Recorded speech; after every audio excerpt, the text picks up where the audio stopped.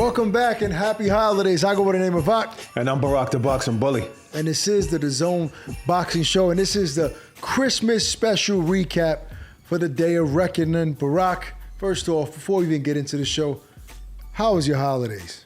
Oh, my holidays have been good, man. And I'm glad you asked me that because I got a surprise for you. Surprise? You know? Yeah, we've been working together for 10 years, going on 11. And I figured I never got you a Christmas present before. And you know, I got a little extra, I got a little bonus check. Okay. You know, so I spent a lot of money on this, man. I just wanted to show my appreciation and my love for my brother, man. So Merry Christmas, brother. So this is shocking. You know, it's so hilarious that you give me this glove. This seems like a very expensive glove. Only thing that they were giving it away for free to the DAZN employees. Oh, so, I didn't know. It's funny. I got that online. I was being thoughtful as well, and I got you a very similar gift in yellow. It's so bright, and I figured, you know, Barak's always talking about wanting to hit the bag, you know, and you got one bum arm, so I figured I'd get you one glove. Great. So I'm gonna get you this. Thanks, man. I really appreciate buddy, it. You dug deep. You really dug deep for that one. I didn't pay for that. I got it for free, so I figured I could turn it into a gift. So yeah, there you re-gift it. You re-gift it. Thank you, brother. Appreciate it. Merry Christmas. Yes, recycle. Merry Christmas. Look, let's talk about one of the biggest cards in boxing history that happened in Saudi Arabia this past weekend. Barak, a few upsets that I predicted, of course. And I told all my friends to put money on certain fights, but like a dummy, I didn't do it, so I didn't make any money from this. But let's dive into some of the big fights. I want to start off right away, Barak, with Daniel. Can we start Dubois. off by saying your parlay didn't hit, first of all? Well, listen, hold on. I didn't do a parlay for this one, all right? But there's a fight that I predicted that was going to happen, and we'll get into that later on. But let's get into Big Baby Miller and Daniel Dubois, Barak, which was a highly anticipated fight. We both thought that was a great matchup, that it was going to be a good fight, and it turned out to be so. This very entertaining fight from beginning to end. Big Baby Miller was typical Big Baby, but I think the telling tale in that fight was Daniel Dubois going through a little, I don't want to say, I guess, adversity or trying to really figure out Big Baby Miller and getting comfortable in there. And as the rounds went on, he got really comfortable in there and started landing that right hand down the pipe. I think Big Baby Miller was in front of him too often to be subjected to be hit with that right hand. And that was the tail in that fight. That 1-2 was going right down the pipe all night long.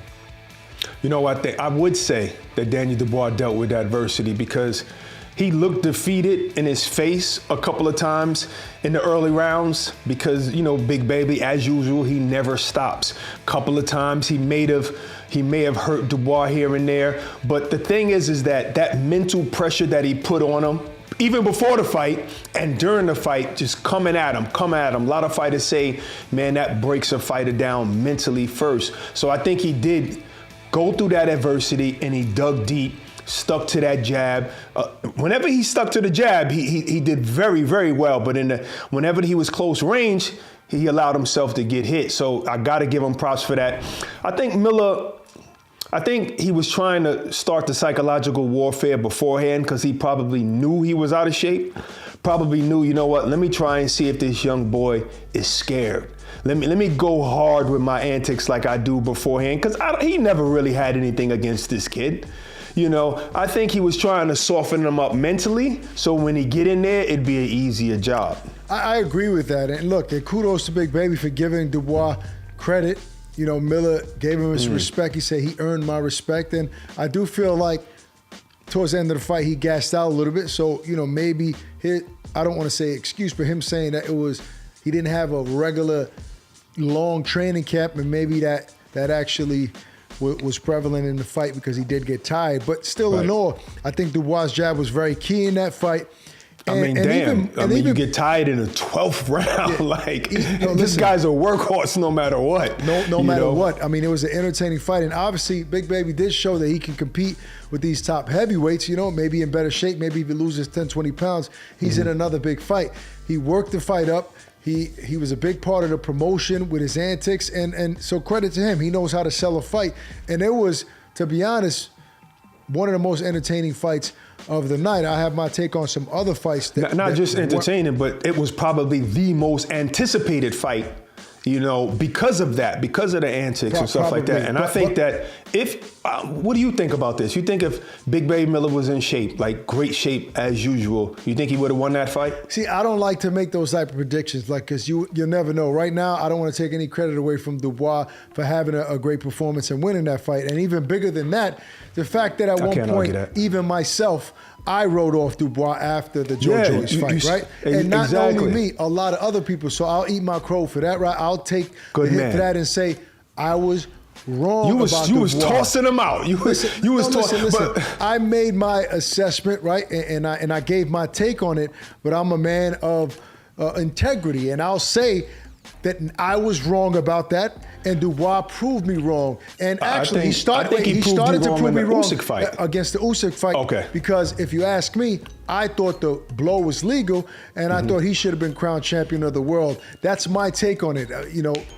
Some might not agree with that. I think Usyk is a phenomenal fighter. He's on a pound for pound list, but I think that was Dubois' night. So he started to make me a believer then. But I don't want to, stay on this fight all night. But I would say the fact that he was able to come back and do what he did on Saturday, it's a perfect example how even if other people write you off, even if critics write you off, such as myself, if you stay focused and determined to get another opportunity, you can prove people wrong, which is what Dubois did. Barak, I want to jump into this because we have a lot of fights to cover. I want to jump into the Bivol fight, who had a long layoff, so I'll give him credit for that. I wasn't particularly super impressed with Bivol, and that's not saying he's not a phenomenal fighter. Like, he's a phenomenal fighter, one of the best in the world, also on our pound-for-pound list. But I think Arthur was somebody that wasn't that busy, was on retreat most of the night, and didn't show much power. And I feel like at times there were opportunities where Bivol could have landed more, been more aggressive to maybe stop Arthur. And I know he's not a knockout artist, but I think at this level, pound for pound guy in the top 10, fighting a guy that wasn't posing much of a threat offensively, I think that fight didn't play out the way I envisioned it would in my head. Kind of sounds like you said the fight was a little boring to you. That's what it kind of sounds like you were saying, if I read between the lines. It wasn't the most exciting fight of the night. I think it was a typical Dimitri Bivol fight. He does a 1-2-1 or 1-2-3, and even that 3 is from long range, the way he throws it. So in other words, it's an arm punch, and he's not sitting down on his punches. And even at times when he went in on Lyndon Arthur and was trying to, throw a whole bunch of combinations, they just weren't hard enough to get Lyndon out of there. So shout out to Lyndon for hanging on for those 12 rounds. Lost every round, but it is what it is. I think Bivol actually tried to get the knockout. He tried to get the knockout as early as possible. He's like, you know what, I'm on this card with a bunch of heavyweights. I'm not gonna be the only one. And he was the first fight to not get a knockout, of the night after 5 knockouts before him. So he was probably saying, listen, I can't be the only one. He was trying to get him out of there, but you can't knock out a fighter that's in defensive mode a lot of times. It's very hard. And I agree with that as well. Look, I don't wanna, and this is me, I'm not ripping Bivol. He's one of my favorite fighters. Mm-hmm. I just felt a little frustrated because I think Arthur wasn't that offensive, and that's when you're hesitant. But to your point, he was in defensive mode, and he was, and I'll say it here, survival mode, meaning when a fighter wants to survive and doesn't want to be knocked out, and he's skilled enough to do so, it's hard to knock that guy out. So I think Bivol has his skill and power. Despite of what you may think, he has knocked guys out before when he's not throwing arm punches and is sitting on his punches. But I also want to give credit to him because he was fighting a guy that didn't want to get knocked out. Right. And you know how I feel about those guys, Barak, that are survivors. Yeah. Look, credit to him, he survived. But Absolutely. On this big card, that's not what we want to see from fighters. We want guys that go in there with an effort to try to win fights, not just go the distance. Right, we didn't want to see that, obviously, but it's no, kind but of let's like call Ryan. a spade a spade. Like, Oh no, 100%. there are a lot of guys out there. That's what it that was. Go and they literally go not to win at all, but to only survive the 12 rounds. And I'm not trying to say that's what he did. That's not what Arthur did. Well, I'm saying that. I'm saying that he probably came to win, but was outclassed and said, you know what? Let me stay away from these punches so I don't get knocked out. At what point do you think I don't know. Listen, I'll say this. Going into the fight, because he was trying. He was trying going towards into the the end. fight. Going into the fight, I'm pretty sure he had the mentality, I'm going to cause an upset and beat Dimitri Bivol. I'm going to win this fight. But watching the fight, watching the rounds go along, I didn't get that. I didn't get that type of energy. I got the energy where I'm not going to be knocked out tonight. I'm going to go the distance with this one. That's a tough call because he was also offensive as well. He landed some shots as well. But then you're also talking about Bivol, who's on his toes a lot, who don't get hit because of his distancing. So I don't know. Maybe Bivol could have pressed a little bit more. Or maybe, Lyndon was just on the back foot and just didn't want to get knocked out and survive. Who knows? But I mean, look at Ryan Garcia versus Tago. Drops Tago early. All of a sudden, you can't get the Tago again the rest of the fight. Yeah, that's more like a fighter that was trying to, just survive. I'm going to give Lyndon a little bit of benefit of the doubt. Okay, no doubt. Let's move on to the biggest upset of the night. The only upset of the night, in my opinion, which is Deontay Wilder versus Joseph Parker. But guess what? It wasn't an upset to me because I did pick Parker to win this fight. Now, a lot of people. I don't know how you thought that. Yeah. I was with you. I watched the fight. I thought Deontay was going to knock him out. You heard me. I love Parker as a person. He's a great guy. But let's be real. Did you not hear me call my friends and said, put money on Parker because he's going to win this fight? Just be honest. Right before the fight started. Right. Before one punch was thrown. All right? Right before the fight started, I heard you say that. All right, but you didn't put no money on it, so I don't know how much you thought that. But nevertheless, let's talk about the actual fight and the breakdown. Look, obviously, Deontay is always a threat to the very last round, every minute of the round, right? So there was that aspect going into the fight that, listen, there's also something ahead. Anthony Joshua versus Wilder, which is one of the most highly anticipated heavyweight showdowns in the last 20 years. So we were looking forward to that fight, but we thought at some point throughout that fight, because Joseph Parker is probably, you could consider more, I guess, textbook smart. He's a better boxer per se, that he will pose some sort of threat, but at some point he'll be vulnerable in that fight and get caught with that right hand, and obviously that would be all she wrote. But that never happened because I think Deontay hasn't really fought to the best of his ability using his size, meaning laying the jab and staying at bay. So Parker was able to get close and smother him, where that's not Deontay's best attribute, fighting on the inside. He needs to be at the certain range to land that right hand, and it seems like he was off. He said that his time was off. That could have been very well, that could have been the case. But I think Joseph Parker timing was on, and he was written off, Barak. He was the guy that said after the fight that everybody had plans, but God had his own plan with me. So kudos to Joseph Parker, who's a great guy and earned that victory. And now he has an opportunity for another big fight. And as far as Deontay Wilder, Barak, I think he can be back. I think he has a power to be able to come back and win any fight against anybody. He has to go back to the drawing board and make some adjustments. But I'm not writing Deontay Wilder off, even though a lot of people are. Now, you could never write Deontay Wilder off, but I also hate to take away credit from Joseph Parker because I love to give credit to the winner. It was definitely Joseph Parker's night. Congratulations, brother. The only thing is that it's kind of like with Manny Pacquiao versus Ugas.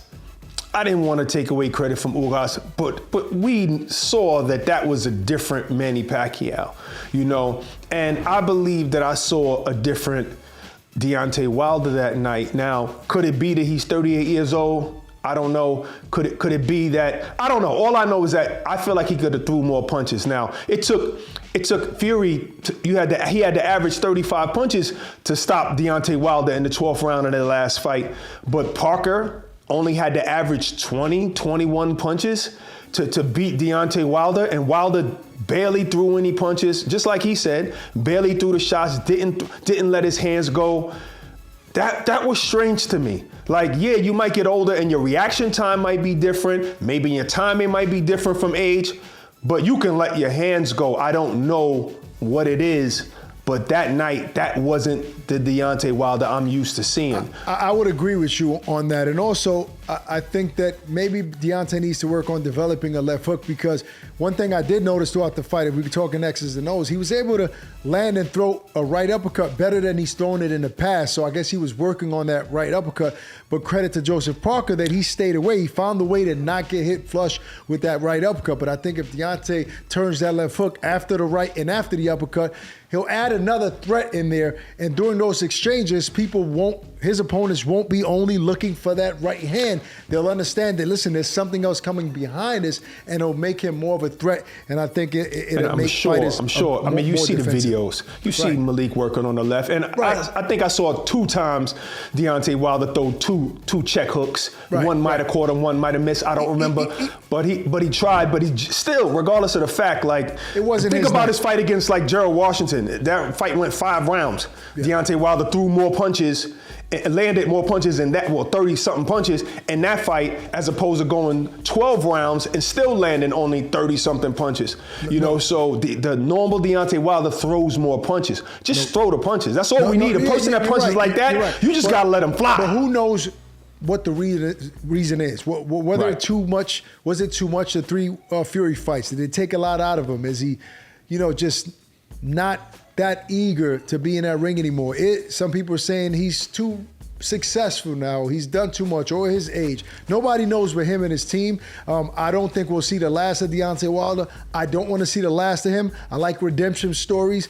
I would love for him to go back to the drawing board and bring us a vintage or different type of Deontay Wilder against another big name. Yes, the Joshua Wilder fight has lost some oomph to it, but I don't think it's completely gone. So I want to move on. With that being said, Barak, on the main event, and was, in my opinion, was one of the most impressive performance of the night, and that's Anthony Joshua versus Otto Walling, a southpaw that only loss was against Tyson Fury, who gave Tyson Fury fits in that fight, who has been calling out AJ for a very long time and has talked his share of smack. And AJ was calm, collective, very gracious in that fight, but he looked like a different AJ, Barak. I mean, he was throwing more than one punch at a time. His jab to the body and up was keeping him in the right range. He was landing a lot of body shots.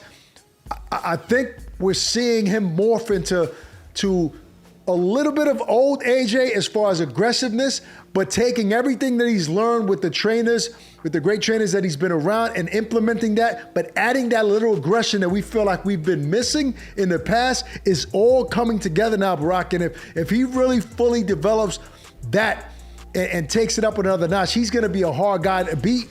And also, that Fury AJ fight is becoming more and more interesting. Now, obviously, he has unfinished business against Usyk that needs to, take place, and that won't be an easy fight. But Barak, I'm liking Anthony Joshua versus Tyson Fury today.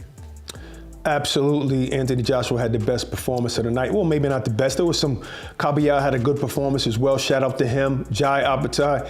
Now, considering the opponent, AJ had the best. Considering the opponent. And not just considering the opponent, considering what we saw his fights prior to that, we wanted to see a more aggressive AJ, and we saw it. Now, styles make fights, and opponents can bring the best out of you. Certain opponents can bring the best out of you, but either way, that is the AJ that's dangerous. That is the AJ that was sharp. That is the AJ that was confident.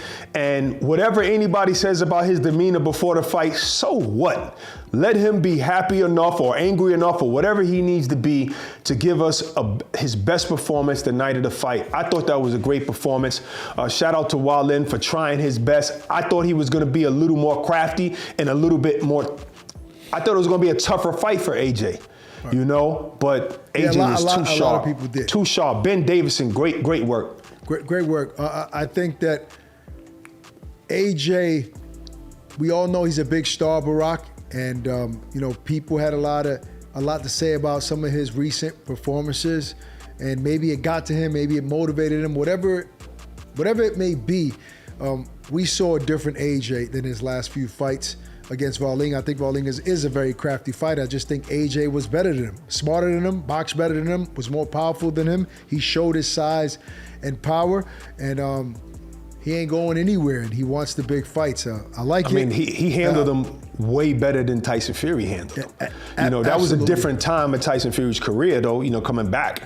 I think that was his third fight on a comeback, but still, like, he handled him. He busted him up, bullied him, and stopped him.